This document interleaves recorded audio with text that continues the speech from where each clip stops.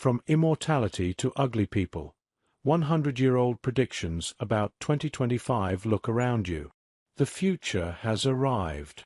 Nearly 100 years ago, a group of deep thinkers dared to imagine what life would be like in 2025. Some of their prophecies were completely off target, while others proved to be weirdly accurate. Join us now as we gaze into that crystal ball from 1925. Beauty is skin deep.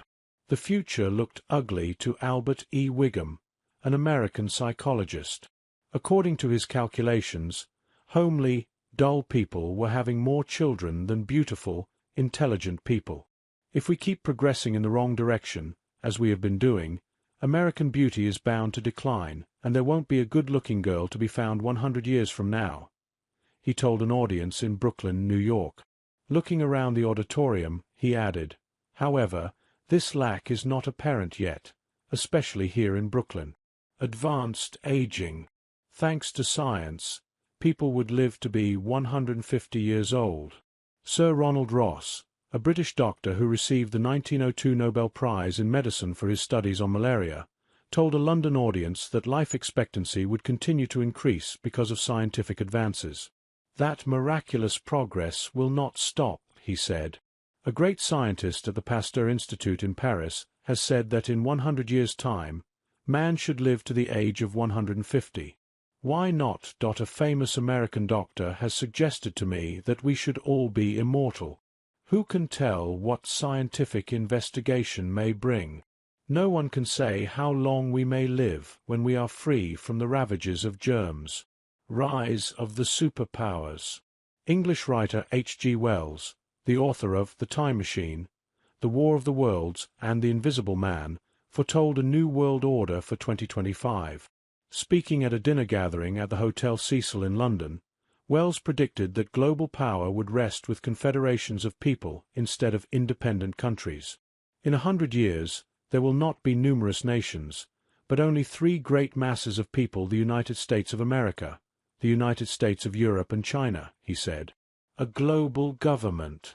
Fournier d'Olber, an Irish physicist and chemist, expected a utopian society for those lucky to be alive in 2025. In his 1925 book, Quo Vadimus, Some Glimpses of the Future, he offered examples. The earth will be under one government, and one language will be written and understood, or even spoken, all over the globe. There will still be different races and perhaps allied nations, but travel and commerce will be free and unfettered, and calamities will be alleviated and dangers met by the united forces of all mankind. The advances of medicine and surgery will have been such that most of the ailments and limitations of old age will have been eliminated. Life will be prolonged at its maximum of efficiency until death comes like sunset, and is met without pain and without reluctance. There will be no death from disease, and almost any sort of injury will be curable. New fabrics will no doubt be invented, combining the warmth of fur with the softness and flexibility of silk and the strength of linen. Dress will be light, so that half a dozen changes of costume can be carried in a handbag, and will be so designed that each change will involve no more inconvenience than does the removal of a raincoat. The future of yesterday.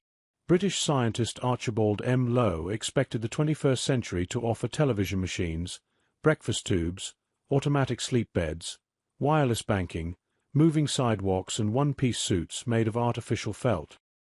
Here are other ideas from Lowe's 1925 book, The Future. Waking up on time. A very useful service will be the radio alarm clock. Signals will be sent out at frequent intervals on different wavelengths, say, between 6 a.m. and 10 a.m. every morning, and setting the alarm clock to catch the signal at the desired time will avoid any risk of oversleeping.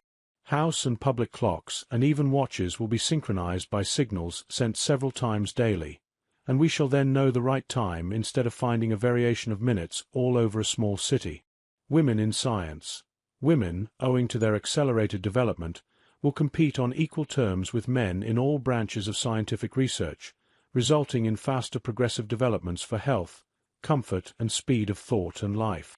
Many of the new discoveries of the future will doubtless be entirely due to the sex at present referred to as fair, a term they will scorn in days of real equality. The airport of the future. The air traveler will walk into a comfortable and well-appointed waiting room in the center of the city. An elevator will take him up to the roof, where he will step direct into a roomy and really comfortable airplane cabin. There will be no bumping over a hilly airdrome, but the machine, mounted on a turntable, will be shot off into the air by catapults and travel through space at over 300 miles an hour. A taste of the tropics. Professor Lowell J. Reed crunched the numbers. Things didn't look good. The Johns Hopkins University instructor warned that the United States would face a food shortage in 100 years. He predicted that the U.S. population would reach 200 million by 2025. Well, he was a little off. It's now 345 million, give or take.